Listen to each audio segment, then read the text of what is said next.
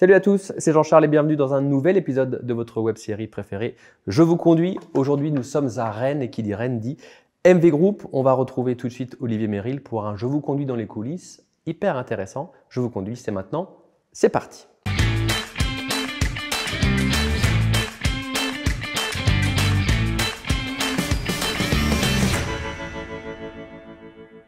Bonjour Olivier Meril. Bonjour Jean-Charles. Voilà, mettez-vous bien à côté de moi. On est ravis de vous retrouver et merci de nous accueillir ici au siège de MV Group. On va visiter ce magnifique siège que vous avez inauguré il y a combien de temps maintenant? Il y a 1 an et demi. 1 an et demi. Oui, déjà. Vous avez hébergé toutes les filiales du groupe. Alors oui, l'idée c'était en fait on travaille tous ensemble Ouais. de façon collective, on travaille beaucoup l'intelligence collective. Et donc, c'est que ce soit un lieu commun, qu'il soit un lieu de partage, un lieu de rencontre. Je suis convaincu de ça, et encore plus dans le digital, hein, où finalement, sinon, les gens sont derrière leurs écrans simplement, et c'est pas la vraie vie. Donc, la vraie vie, c'est de pouvoir se voir, de pouvoir échanger. Et un lieu qu'on a imaginé, que j'ai imaginé, où chacun peut trouver des espaces qui lui ressemblent, pour qu'il soit à l'aise. On est tous différents, et donc on ne doit pas avoir les mêmes types de salles de réunion, on ne doit pas avoir les mêmes types d'espaces, et donc chacun peut trouver de façon agréable les lieux dans lesquels il se sent bien, et plus il va se sentir bien, il va être mieux avec ses collègues, il va être mieux avec ses clients, il va mieux s'investir dans le... Ça dope la créativité et la productivité. Voilà, et l'engagement et la relation avec le client, la relation à l'autre. On a une mission qui est assez sympa, d'aider les entreprises à se développer. Il y a la vie de personne en jeu, bien sûr. donc il faut aussi se le rappeler, mais voilà, de faire en sorte, dans un monde qui est complexe, le digital, qui est en évolution permanente, de pouvoir simplifier un peu tout ça auprès des clients et leur dire, bon, occupez-vous de votre boutique. Nous, on a compris votre stratégie. Maintenant, on va s'occuper de vous. Et on a un peu plus de 100 métiers différents dans l'entreprise, 60 pôles d'expertise. Et donc, Combien de filiales? 11 filiales au total. Alors, on est à l'entrée du bâtiment. Quand on monte les escaliers, on arrive à l'accueil. J'étais assez étonné de trouver un amphithéâtre. Alors, vous m'avez expliqué, avant qu'on commence à tourner, que c'était en fait une contrainte liée au bâtiment, mais que vous avez retourné en avantage pour l'organisation de l'entreprise. Parce que quand on se tourne, on va tourner, mettez-vous juste à côté de moi, Olivier, comme ça les gens derrière verront l'amphithéâtre. Il a quelle vocation cet amphithéâtre? Alors, il a d'abord l'objet, c'est l'entrée. Et donc, on voulait faire un siège social. On a démarré d'une petite agence et donc là, on construisait un siège. Donc, le bâtiment est emblématique et on voulait que l'entrée le soit aussi. C'est une grosse étape. Je fais une parenthèse. C'est une grosse étape de la construction de ce siège. Ça a été une énorme étape. Voilà, mais ça a été le point d'aboutissement finalement de mon projet entrepreneurial où je rachète à l'époque ma Mediaveil, 10 salariés. Aujourd'hui, on est 450. Voilà, et donc, on est vraiment devenu un groupe. Et donc, voilà, le siège correspondait avec un vrai projet. Moi, j'adore l'immobilier. Donc, un vrai projet. On a construit l'ensemble du Digital Park. Donc là, il y a un immeuble, mais il y en a 2 autres à côté. Et c'est l'ensemble de ce complexe qu'on a bâti, qu'on a porté. Et qui est l'aboutissement concret. Finalement, on cherche tous du sens. C'est aussi là de se dire, la première fois qu'on a franchi la porte, entre associés, à se dire, waouh, on a quand même fait un sacré bout de chemin par rapport aux petits locaux qu'on avait de 170 mètres carrés. Il y a de la fierté? Ouais, c'est la fierté du chemin parcouru. Nous, on s'égare pas, on sait d'où on vient, on se rappelle, je rappelle à tous les salariés. Et du coup, on est content de voir le résultat. Et il y a des choses qu'on voit sur les plans, mais il y a des choses qu'on voit pas sur les plans. Par exemple, l'atmosphère qui s'en dégage. Ça, c'est un vrai élément de fierté. Et on a été s'inspirer, on a été au Danemark pendant une semaine, tous les membres du CODIR. C'est un vrai exemple en termes de bien-être ou d'aménagement de bureau. Exactement. Et sur des éléments qu'on n'a pas forcément. La distance entre les bureaux, la hauteur sous plafond, la gestion du bruit, la lumière qui est réglable, ce genre de choses. On a travaillé tout ça. Les couleurs, on a voulu des couleurs. On était plutôt dans les couleurs très acidulées avant, un peu start-up. Là, beaucoup plus des couleurs plus posées, qui correspondent plus à un siège. Voilà, plus douce, du blanc, du noir, du bois et des plantes. Voilà, qui donne une atmosphère qui est agréable et qui est plus apaisante. Voilà, et c'est l'un des objectifs, c'est que les gens puissent travailler en sérénité en fait au quotidien. Dans cet amphithéâtre, on voit des citations. Il y a Oscar Wilde, il y a Nelson Mandela, il y a Albert Einstein. Qui c'est qui les a choisis? Alors, ça a été fait de façon collective. Donc, on a un happiness manager qui a sollicité les collaborateurs, qui nous a fait des propositions, et puis on a sélectionné derrière pour que ce soit bien en phase, bien aligné finalement avec nos valeurs, les valeurs de l'entreprise, et voilà, dans lequel on est à l'aise, on assume, on veut, moi c'est un mot que j'utilise beaucoup, c'est l'alignement. Je veux, entre l'image qu'on dégage et la réalité, je veux que ce soit parfaitement bien aligné, et quand les gens sont bien alignés, moi j'ai fait en sorte d'être bien aligné avec moi-même, c'est un gros chemin parce que du coup, on est en sérénité, on dort bien la nuit, on peut se regarder dans la glace et voilà, d'être suffisamment à l'aise avec tout ça. On s'arrête rapidement. On a ici, quand on arrive dans l'entreprise, une visibilité rapide sur les différentes filiales avec Humans, Goodbye Media, Wimborne, je ne vais pas toutes les citer. Aujourd'hui, la répartition de l'activité de MV Group, est-ce qu'il y a quand même une filiale qui sort du lot, enfin qui est plus rémunératrice, on va dire? Alors, d'abord, le groupe a tellement évolué là en 2022 que le panneau n'est pas à jour. Le bateau amiral du groupe, c'est Humans, qui était Mediaveil, l'agence que j'ai rachetée au départ, qu'on a rebaptisée il y a maintenant 3 ans. Humans, c'est à peu près une petite moitié des effectifs du groupe, c'est 200 collaborateurs. Voilà, et puis après, il y a des activités qui sont plus petites, mais qui sont rémunératrices. Et elles sont toutes importantes, puisque si on veut accompagner sur tout le parcours client, il faut pas qu'il manque un maillon, parce que s'il manque un maillon, du coup, ça casse la chaîne pour notre client et sur la performance. L'activité, du coup, ici, il y a beaucoup de postes, il y a du télétravail. C'était aussi une volonté de mettre ça en place. Peut-être aussi le Covid a accéléré ça.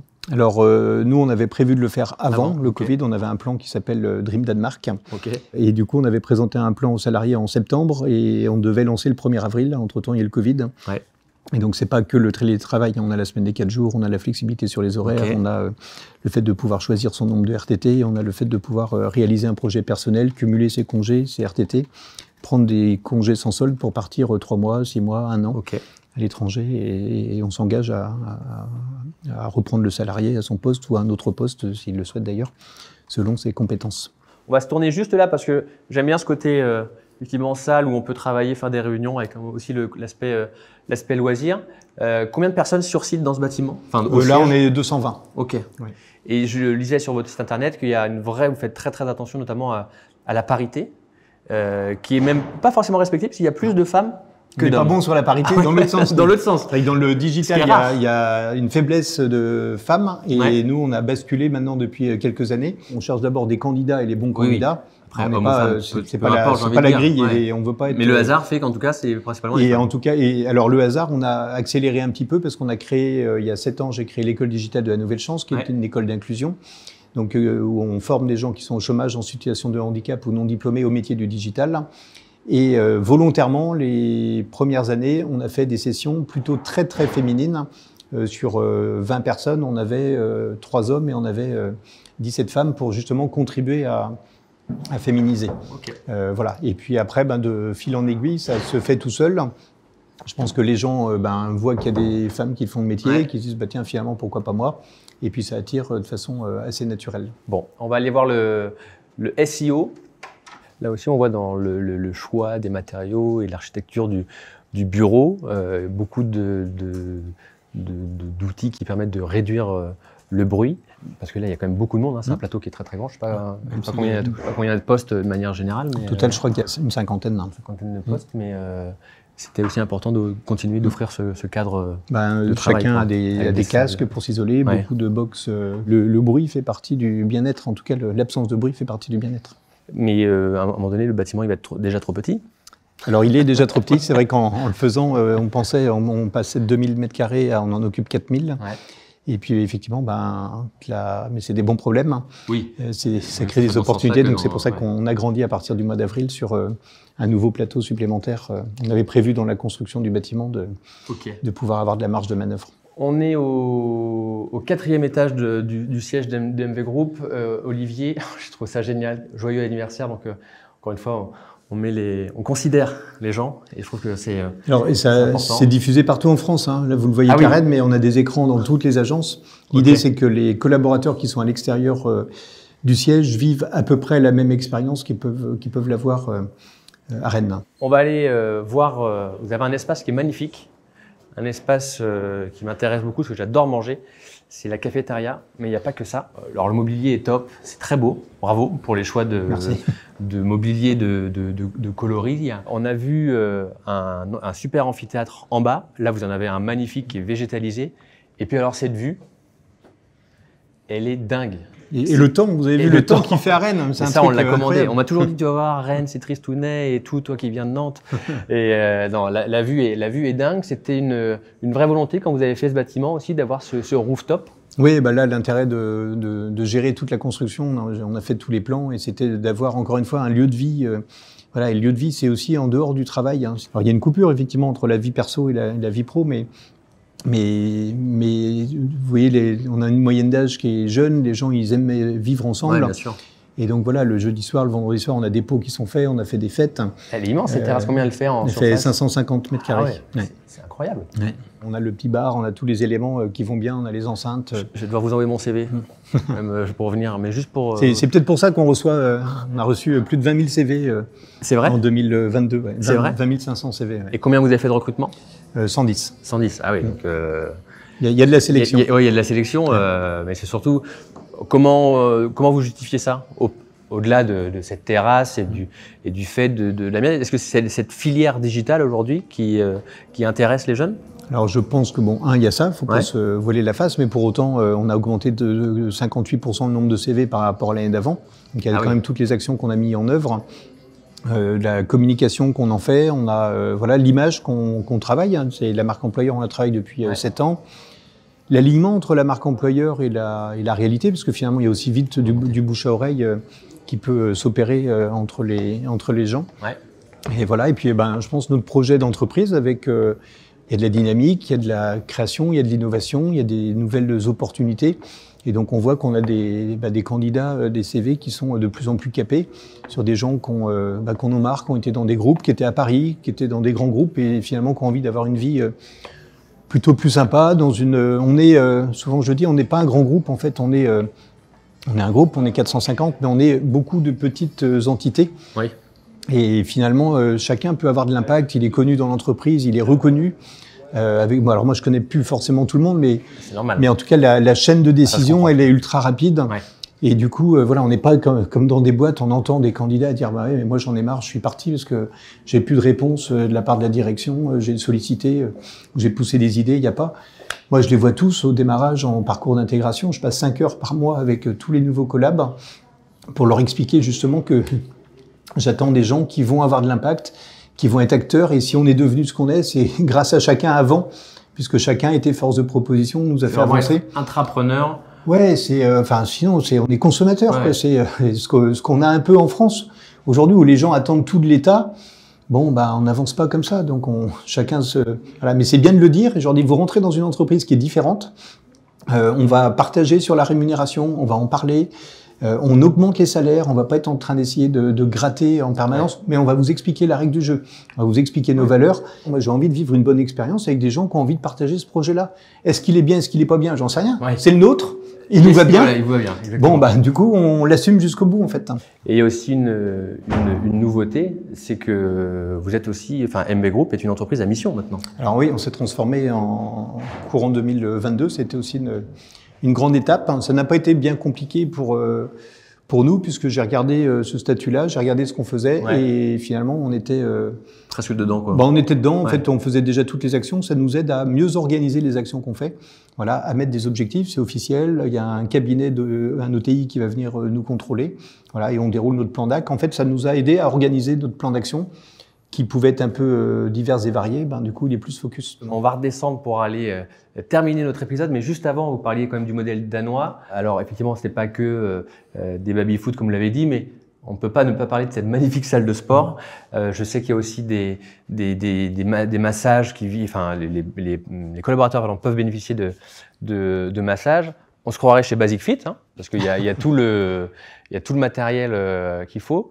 Et la personne qui m'a fait la visite de l'entreprise avant qu'on commence notre tournage, Olivier, m'a dit comme ça, le collaborateur peut rester dans l'entreprise. Il peut manger, il peut faire du sport, il peut prendre sa douche, il peut travailler, il peut se reposer. C'est top. L'idée, c'est de faciliter la vie des gens, en fait, de façon basique et donc rien de plus contraignant que de finir sa journée, de prendre sa caisse pour aller en centre-ville, faire des bouchons et attendre. Et voilà. Et donc, on a amené tout ça il y a des cours, donc le midi, un peu partout en France, partout où on a suffisamment de collaborateurs et l'espace, et possibilité le soir, donc c'est en libre service, et j'ai poussé même plus loin, possibilité en accès libre, y compris le week-end. D'accord. Parce que si on veut se substituer finalement, si on veut leur amener un vrai service, c'est aussi le week-end qu'on fait du sport. Sûr, ouais. Et donc on est dans une relation de confiance, et ils ont leur badge, et on leur a expliqué comment mettre l'alarme et comment fonctionner. Donc, et il y en a qui viennent ? le week-end? Oui, il y en a qui viennent, bien sûr. Ouais. Top. On va terminer cette visite par l'école 301. Racontez-nous l'histoire de cette école, ou en tout cas cette envie de créer l'école 301. La genèse, c'est l'école digitale de la Nouvelle Chance que j'ai créée, qui part d'une rencontre avec une personne handicapée. Et puis quand j'ai vu l'impact qu'on avait sur la famille, sur la collaboratrice et y compris sur les collaborateurs, ça m'a donné envie d'aller plus loin justement derrière. Donc j'ai eu la chance, grâce à ça, on a reçu les députés, on a reçu les sénateurs, on a reçu tout le monde est venu voir. Le ministre du numérique. Voilà, j'ai été reçu à l'Élysée, j'ai été reçu à Matignon et j'ai fait TEDx. Et en fait, à la fin du TEDx, je fais une ouverture en disant c'est bien, on a fait l'école digitale, mais ça n'est jamais que 20 personnes. Et quand on voit comment la formation change la vie des gens, je fais une ouverture en disant mais si on formait plus de monde, voilà. Et du coup on a Jérôme Ambruster qui est le dirigeant de Hello Work, voilà, qui m'a appelé un jour en me disant tiens, est-ce que ton projet tu prévois de faire d'aller un peu plus loin? Et je lui ai dit je travaille dessus sur un projet que j'avais appelé Université Digitale à l'époque. Jérôme m'a dit si ça t'intéresse, j'ai envie d'être associé. Je lui ai dit banco, moi j'ai envie d'avoir un impact sur le territoire, parce que la formation, un territoire qui est en croissance, c'est un territoire qui forme, parce que sinon c'est ce qui va bloquer les collaborateurs, enfin les entreprises à recruter. Voilà, et je lui ai dit par contre à deux, ça fait un peu la bande de copains, et donc il faudrait qu'on élargisse un peu. Et du coup, est venue assez naturellement l'idée de proposer à Klaxoon. On était les 3 entreprises, on était 200 collaborateurs à l'époque, à se dire finalement MV Group va porter la partie digitale, Hello Work la partie emploi, Klaxoon la modernisation des méthodes de transmission du savoir. Voilà, et on a démarré avec une salle de réunion qui était une classe dans nos anciens locaux. Et puis, moi, j'ai de l'ambition, et le projet, c'était d'arriver à 500 élèves. Et donc, quand j'ai construit le bâtiment, j'ai réservé tout le rez-de-chaussée, sans trop en parler d'ailleurs aux associés, en disant faites-moi confiance, ça se passera bien. Et en se disant, on va lancer véritablement l'école. Et donc, ça a été le vrai élément d'accélération. Là, cette année, on est à 250 élèves, au bout d'1 an et demi, parce qu'on était finalement qu'à 40 élèves par an. C'est post-bac, hein? Alors, on va ouvrir le post-bac. Là, on démarrait au niveau bachelor, donc bac plus 3, avec une prépa digitale, en gros, les gens qui n'ont pas de notion digitale, de pouvoir les former pour les faire attaquer un bachelor, puis un master. Et là, on a tellement de demandes qu'on va attaquer le post-bac. Il y a un vrai sujet sur l'orientation des enfants. Et moi, je suis attaché à ça. Moi qui étais en échec scolaire à fond, c'est aussi une revanche un peu, et de me dire, finalement, on peut aussi régler un problème qui est majeur, qui est un gros sujet de préoccupation pour les parents. Et puis, du coup, on répond s'il y a des besoins, des enjeux, qui ont d'abord été les nôtres, mais finalement, nous, on est assez représentatifs des besoins du territoire. Et donc, on a créé pour nos besoins de recrutement des formations spécifiques sur des métiers, donc en SEA, en SEO, où on a fait des sessions sur mesure pour Youmens, où Youmens s'engageait à recruter 15 personnes et à former sur mesure. Et donc, on a fait ça pour nos voisins, Léo Care, on fait ça pour Bookango, on fait ça pour une entreprise de cybersécurité. Dès que des entreprises ont des besoins, 30, 40, 50 personnes, on leur en prend en main 15, 20, sur lequel on va bâtir avec eux le programme de formation, et donc plutôt des gens là qui vont être au chômage qu'on va pouvoir transformer. Donc on contribue un à un à diminuer le taux de chômage en France, en tout cas sur le bassin rennais. Merci beaucoup Olivier Meril, président de MV Group, de nous avoir fait cette visite en tant que privilégié. Je le reconnais. Merci beaucoup, c'était un plaisir de venir ici. Puis quant à nous, on va se retrouver très prochainement pour un nouveau numéro de Je vous conduis. Portez-vous bien, prenez soin de vous. Salut. Je vous conduis vous a été présenté par le CIC Ouest.